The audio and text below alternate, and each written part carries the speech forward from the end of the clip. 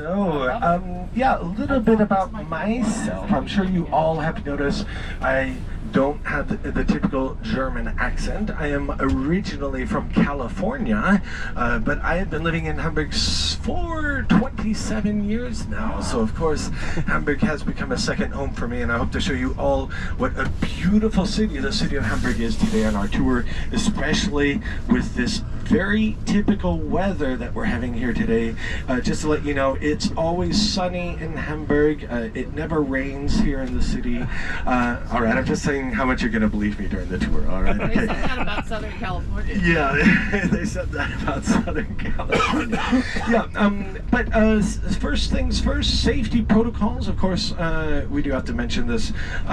Yeah, so we do kindly ask you all to wear your seatbelts the entire time on the coach here around the city, and also in the extremely unlikely event that we have to exit the bus in an emergency, there are of course emergency exits. Of course, the normal exits, and also there are emergency exits on the windows. There are little hammers next to the windows that you can use to break the windows to exit the bus that way. Please don't try them out. They do work.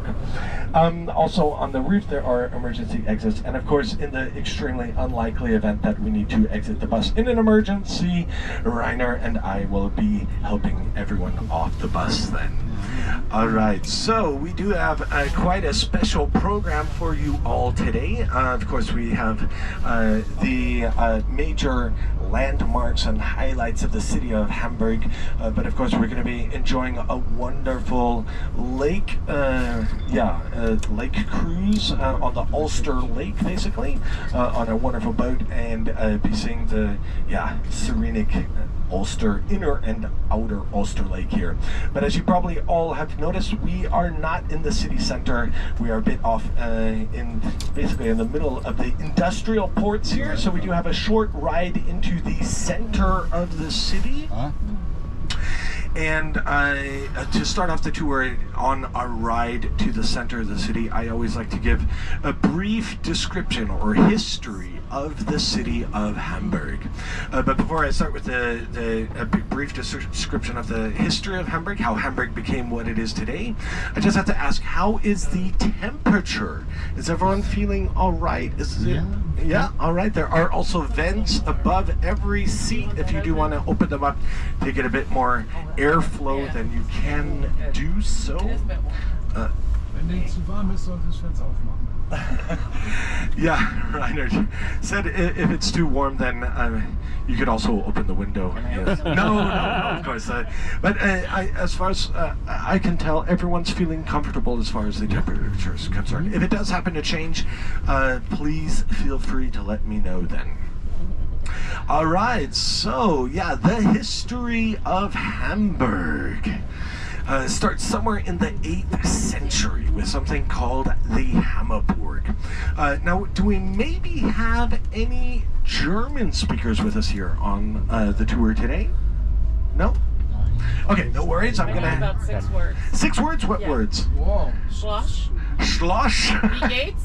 Wie geht's? Very good. How are you doing? Was machen Sie heute Abend? Oh, that's a good one. Oh, what are you doing this evening? Yeah, what are your plans for this evening? Very good. Did you learn that on the ship? No. Oh, okay. Back in freshman school, high school. High school. That's all I remember. All right. Well, I could also do a bit of translating for you all. So in the 8th century, the city basically started with the Hamburg. Now, Burg in German is very easy to translate. It just means a fortress or a castle.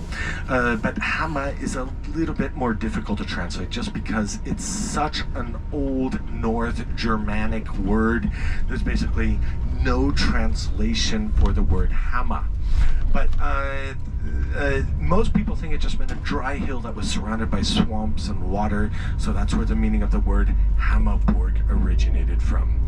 So also we're getting a good view on our left-hand side, a nice panoramic skyline view of the city, of course, with the relatively new Elbphilharmonie, the symphonic concert hall, this funky wavy building there in the background, which we'll be seeing a bit better later on the tour today, and also the main churches and steeples, the town hall there, and of course the beautiful industrial ports here of Hamburg. So yes, coming back to the history, the Hamburg, and of course the name Hamburg originated from this fortress that was built in the 8th century. No one knows exactly when it was built, but it was basically a small fortification for the few dozens of people that lived here in this area at that time. Well, this kind of changed in 810 when a guy came along. His name was Saint Ansgar. He was actually the bishop of a city called Bremen, which is about 100 kilometers west of here. Saint Ansgar, he came to the city and occupied the Hamburg, and he did so basically to convert everyone around here to Christianity. Before then, they were just kind of like, primitive hunter-gatherers running through the forest, wearing furs, believing in a lot of old Germanic pagan gods like Wotan and Siegfried, Brunhilde, the Valkyries, among many, many others.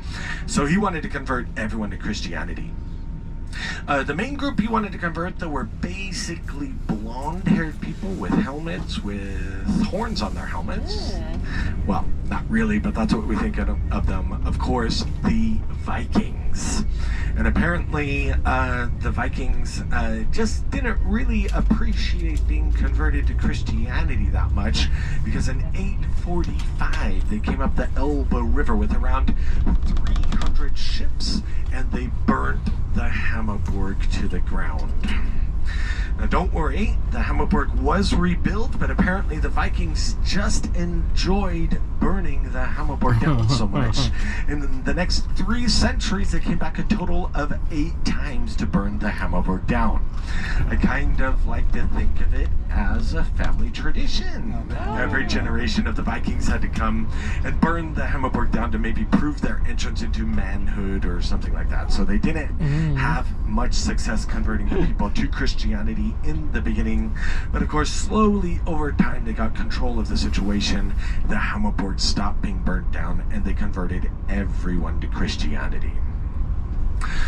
Alright, so moving along in Hamburg's history, something really great happened to the city in the year 1189 that you really need to know if you want to understand how Hamburg became what it is today.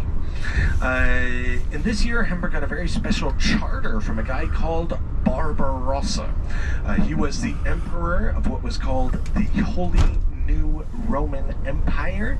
Today that would have been like Germany, Austria, Switzerland, most of Italy. And in this charter, Hamburg got very special privileges. It got, for example, a special tax-free status on all the goods being sold here in the city and all the goods being brought here into the city.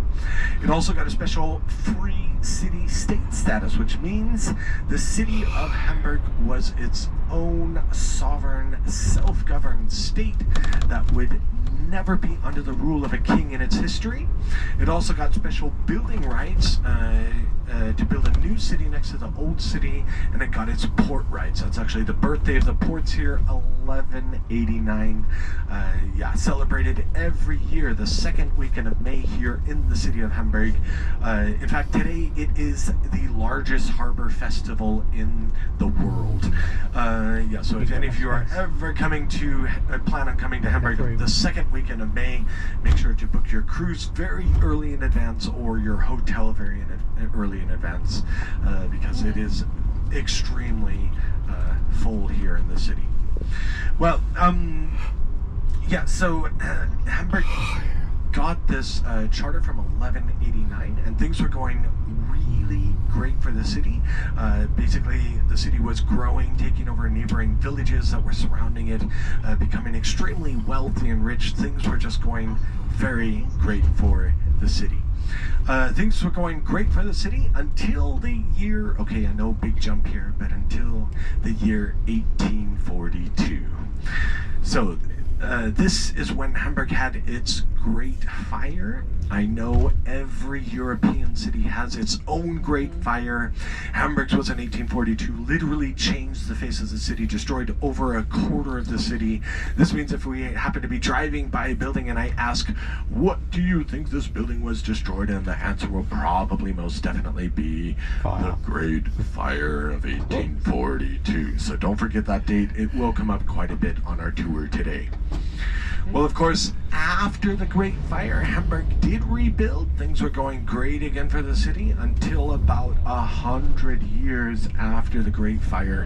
Hamburg was devastated again in 1943 during the bombing campaign against the city in the Second World War.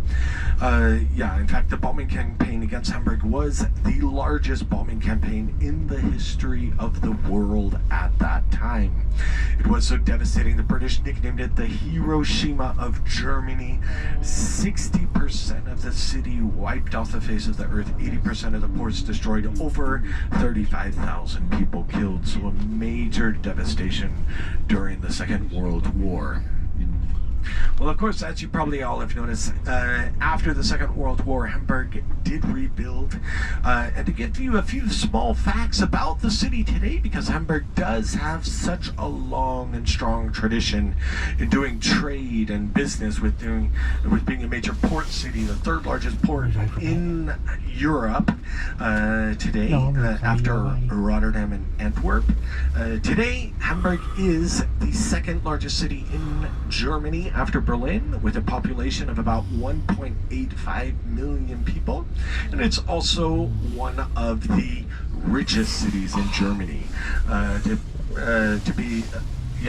In fact, Hamburg has more millionaires and billionaires than any other city in Germany. To be a bit more exact, around 42,000 millionaires live here in the city, and 18 billionaires call Hamburg their home. Unfortunately, I'm not one of them. Yet, I always go to the rich, posh areas trying to console the lonely widows' hearts. Hasn't worked yet, but maybe it'll work someday then. Okay, all right. So that is a very brief history of the city of Hamburg. And we're making our way slowly into kind of the inner city of Hamburg. We'll have to go across the Elbe River. We'll be going around in a circle here. We'll go across the bridge. And once we make it across the bridge, across the Elbe River, of course, the main river here in the city, we will be in the Hafen City, or the Harbor City. This is basically a brand new district that is still being built in the city today. So when we go around the corner here, you'll start to notice all the cranes in the city from all the construction going on. And directly in front of us, we have the half-built Elbe Tower. This was supposed to be kind of like one of the landmarks of the city of Hamburg. I'm sure many of you have heard of Olaf Scholz. He is still the Chancellor of Germany today, although in less than a week they'll be having elections here in Germany. We'll have to see if he remains Chancellor or not. But he was actually the mayor here in the city, and coming up on our left-hand side, you can see the remnants of his kind of him pushing the Elbe Tower through the Senate here in the city. Unfortunately, when they were halfway through building it, the construction and the finance company that were financing the Elbe Tower went bankrupt. So no one knows what's going to happen with the Elbe Tower here. It's supposed to be 90 floors of apartments, basically, and it's kind of just the legacy of Olaf Scholz here in the city of Hamburg. Now, the Hafen City, we'll be going through the Hafen City, is kind of like an architect's playground where they can experiment with a lot of new ideas and designs. I remember when I first came here to Hamburg back in 1998, there was really nothing nothing here. It was just like industrial warehouses, maybe, a few industrial warehouses, dirt fields, things like that. It was a real eyesore for the city.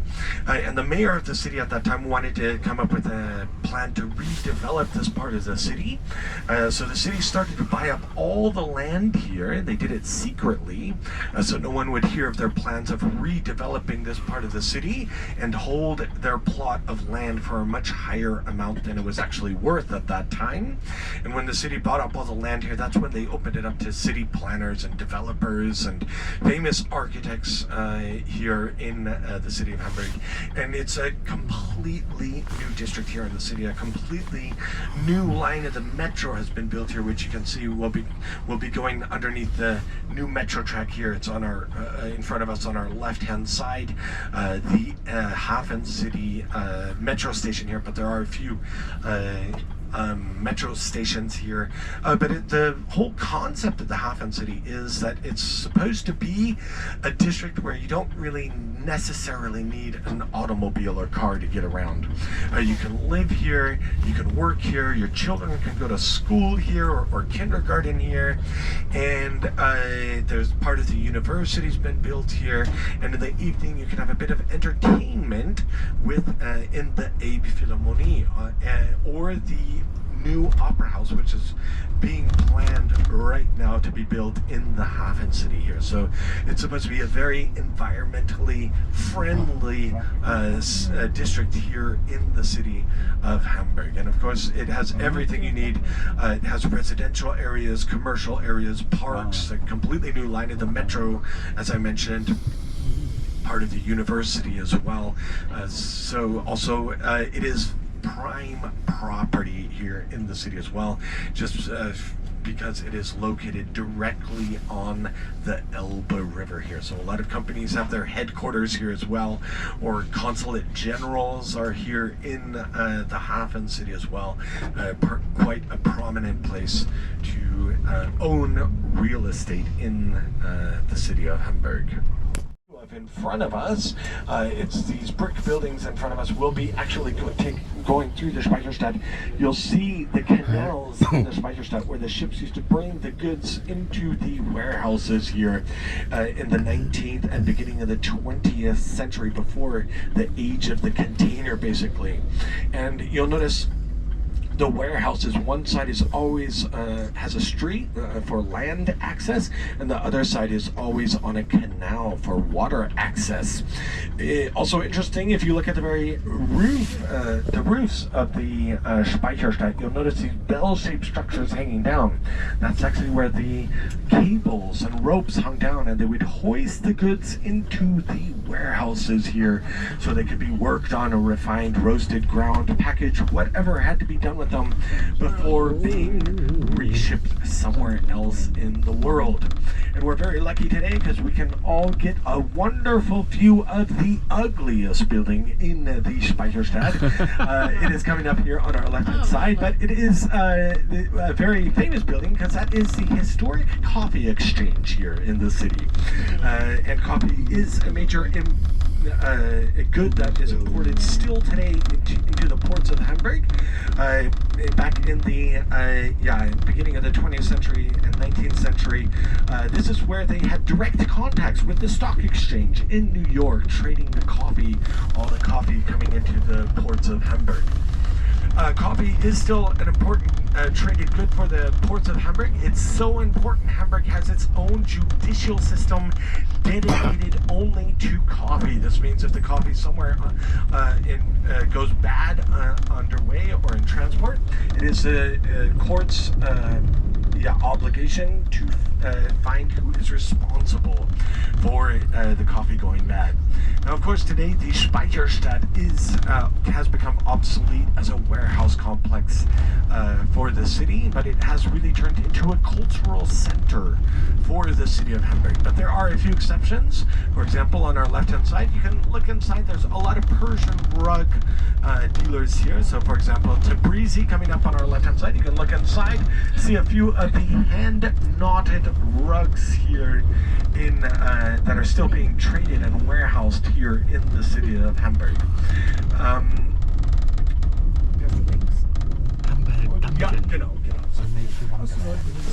Sorry.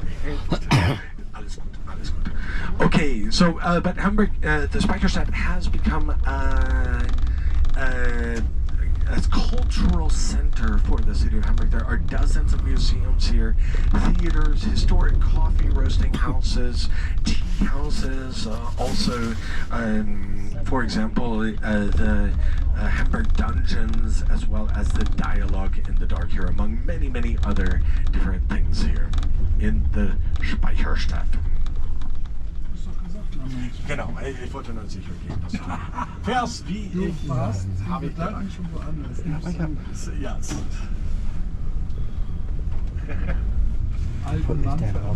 Sorry. Okay. All right. So also coming up on our left-hand side is the Abe Philharmonie, the new, relatively new landmark here in the city. Yeah, so it is in the Hafen City. They started to build the Abe Philharmonie back in 2007. The original deadline was 2010. As I mentioned, there were a lot of deadlines in the building of it. They finally managed to complete the Abe Philharmonie back in 2017, when everyone was really, really happy that the Abe Philharmonie was finally finished. But it's actually more than a symphonic concert hall. There's actually 2 chamber music halls inside, a 5-star hotel, quite an expensive restaurant, but also Hamburg's most expensive luxury apartments. And we'll get a closer look at the Abe Philharmonie. It's coming up on our left-hand side very quickly, and it is supposed to represent sails on a sailing ship. You can get a good feeling of that with the swooping roof and the wave glass on the outside. Each window on the outside is unique. There are no 2 that are the same, which makes them extremely expensive. Each window on the Abe Philharmonie costs somewhere between 40,000 to 81,000 euros, with over 2,100 windows on the outside. This, of course, brings us to the subject of the budget. So the original budget was 77 million euros. They went over budget in just the planning of the building. So before they even started to build it, they went over budget. They went over budget a total of 3 separate times. The final budget was 866. Dammed the stream here. This stream just kind of filled and created these 2 man-made lakes here in the city of Hamburg. All right, so we are starting to make our way through the smaller of the 2 lakes, which is called the Inner Ulster Lake. And it is called this because it used to be built inside, inside the city walls of Hamburg. So if you look on our left-hand side, you'll actually see the bridge. Let's see where the automobiles and lorries are going across. Sometimes you can see a train going across the bridge there. That's actually where the city walls of Hamburg used to run. And then we have the Outer Ulster Lake, which of course we'll be seeing here on our trip today. That is the much larger of the 2 lakes.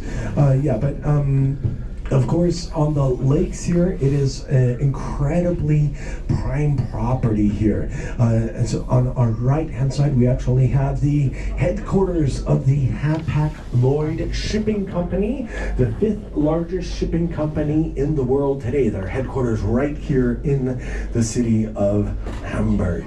Now, it is winter time, but in summertime, there's actually a fountain here in the middle of the lake here. A beautiful fountain, but during wintertime, during Christmas time, they replace it with a giant Christmas tree. Of course, Christmas is over with now, and now they are actually, they're basically doing all the technical work on the pumps and everything for the fountain in the middle of the Ulster Lakes. That's done by the Hamburg Waterworks here in the city of Hamburg.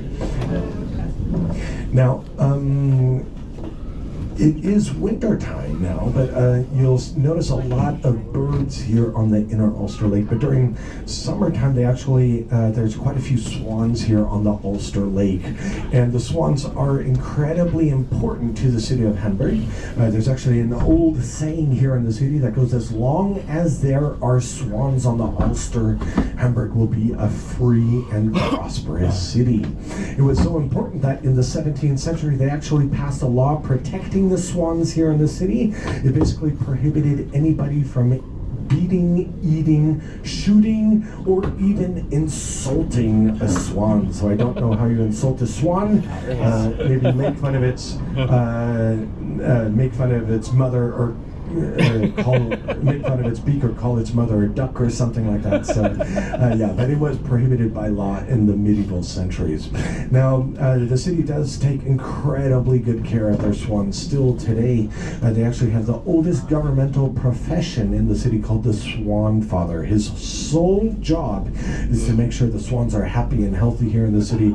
And during wintertime, they go and round the swans up and take them into their winter quarters, where they get a nice warm pen, fresh hay, all-you-can-eat buffet, yeah, of course a mini bar as well, daily massages, yoga courses. So they really do take care of the swans here in this, well, maybe not everything, but they do take incredibly good care of the swans here otherwise.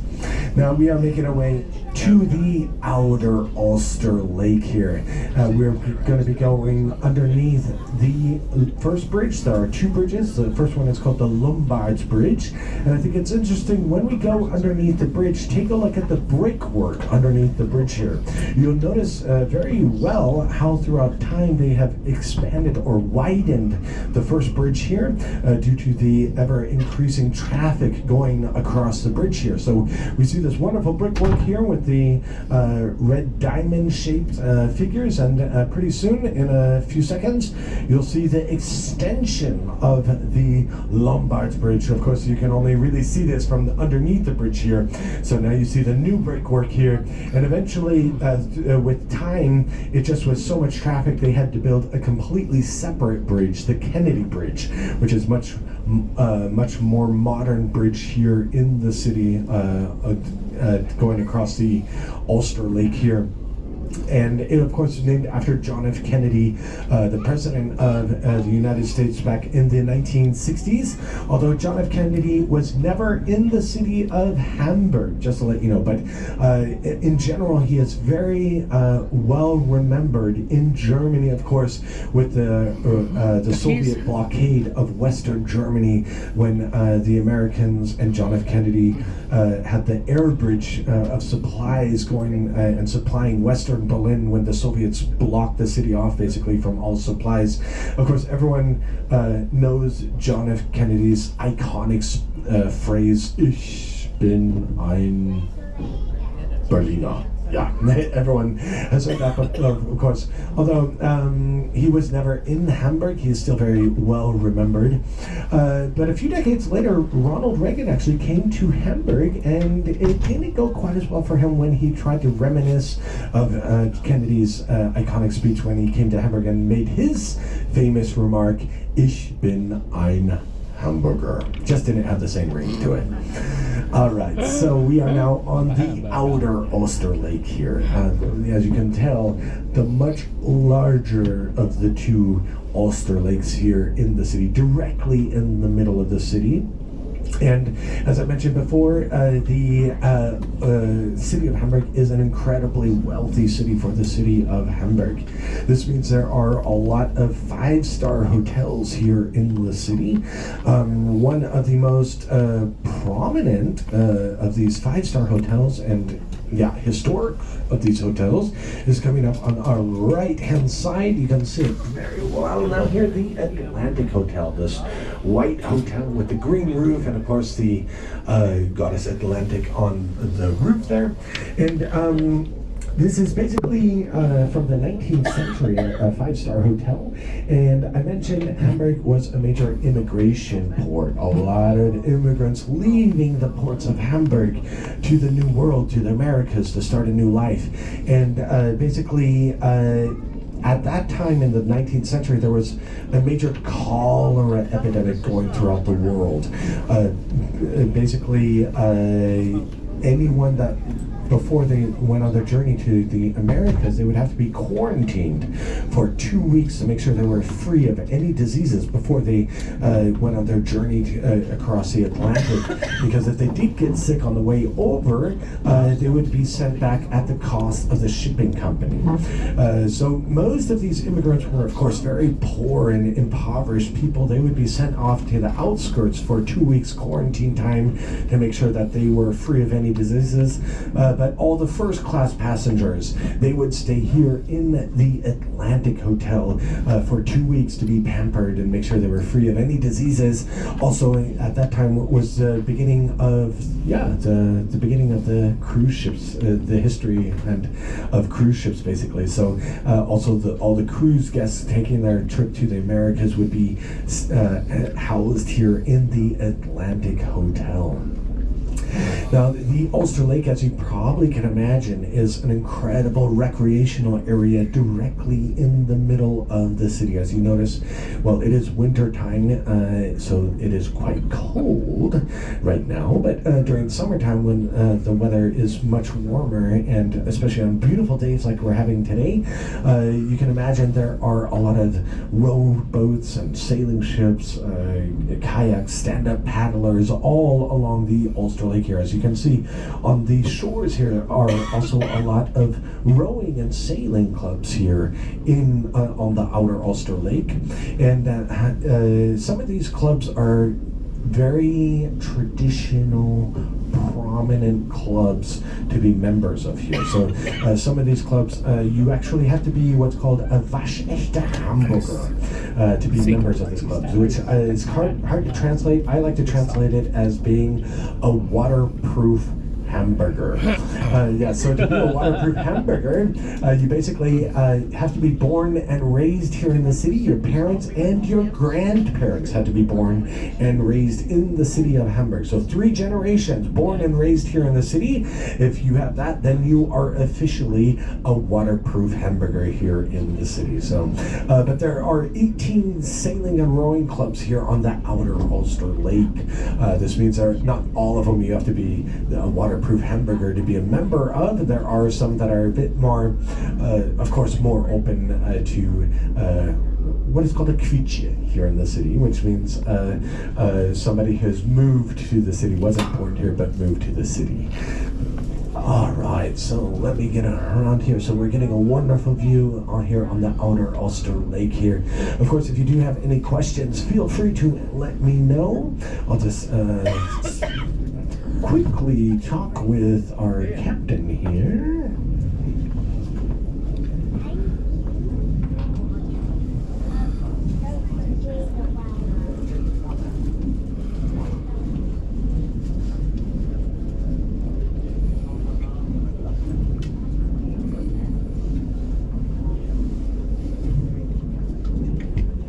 All right, so on our right-hand side, we have a district here in the city which is called St. George. This is basically a district that used to be outside the city walls of Hamburg, and it's basically where all the sick were forced out of the city of Hamburg. So it's basically where the first plague hospitals were built here in the city of Hamburg. But today it has turned into a wonderful district here in the city, a very multicultural district with a lot of different international cafes and restaurants. Also a very LGBTQ plus friendly district here in the city. One interesting building that we should be able to be seeing it soon coming up on our right hand side is the submarine building here in Hamburg. You can see the windows, these kind of oval shaped windows on our right hand side over there. It's supposed to look kind of like submarines here in the windows here. Maybe it's a bit abstract or something like that, but